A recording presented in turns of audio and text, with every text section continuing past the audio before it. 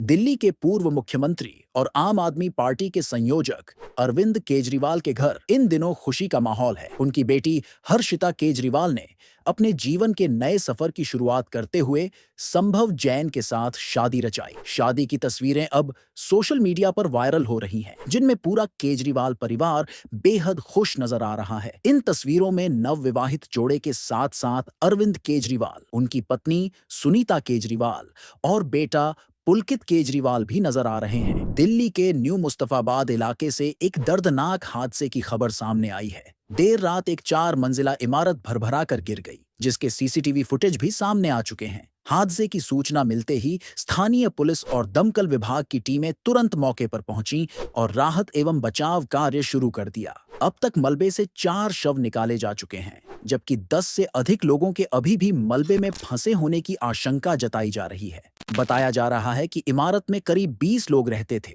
जिनमें महिलाएं और बच्चे भी शामिल थे। राहत कार्य युद्ध स्तर पर जारी है और एनडीआरएफ की टीम भी मौके पर तैनात है। हालांकि प्रशासन ने इस हादसे की जांच के आदेश दे दिए हैं। अफगानिस्तान और तजाकिस्तान की सीमा के पास सोमवार देर रात 5.9 तीव्रता का भूकंप दर्ज किया गया। नेशनल सेंटर फॉर सीस्मोलॉजी ने इसकी पुष्टि की है। भूकंप के झटके अफगानिस्तान के कई इलाकों के साथ साथ भारत के जम्मू कश्मीर, दिल्ली, पंजाब, हरियाणा और उत्तर प्रदेश तक महसूस किए गए। इस भूकंप के बाद लोग घरों से बाहर निकल आए और कई स्थानों पर कुछ देर तक अफरा तफरी का माहौल बना रहा। हालांकि अब तक किसी प्रकार के जान माल के नुकसान की खबर नहीं मिली है, लेकिन भूकंप के झटकों ने लोगों को डरा दिया है। प्रवर्तन निदेशालय ईडी ने मनी लॉन्ड्रिंग के एक 14 साल पुराने मामले में आंध्र प्रदेश के पूर्व मुख्यमंत्री जगन मोहन रेड्डी के खिलाफ बड़ी कार्रवाई करते हुए उनकी कंपनियों के 27.5 करोड़ रुपए के शेयर जब्त कर लिए हैं। इसके अलावा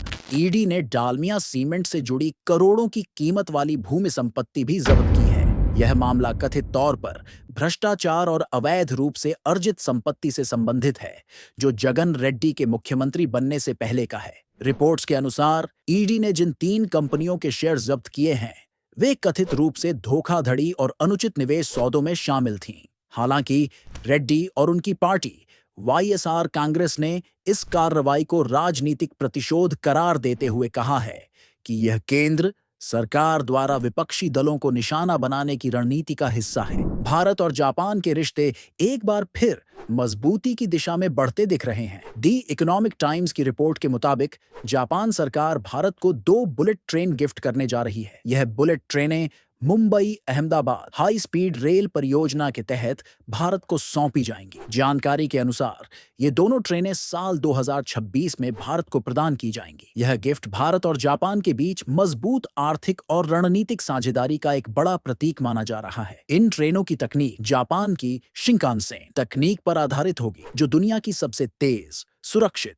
और भरोसेमंद हाई स्पीड ट्रेनों में गिनी जाती है। भारत में बुलेट ट्रेन परियोजना का निर्माण कार्य तेजी से जारी है। इस परियोजना के तहत मुंबई और अहमदाबाद के बीच लगभग 508 किलोमीटर की दूरी को कुछ ही घंटों में तय करने का लक्ष्य रखा गया है। इस परियोजना में जापान की कंपनियां तकनीकी सहयोग और वित्तीय मदद भी दे रही हैं। अगर आपको इस खबर से जुड़ी और जानकारी चाहिए हो तो हमारे YouTube चैनल को सब्सक्राइब करें, शेयर करें और बेल आइकन को प्रेस करें। धन्यवाद।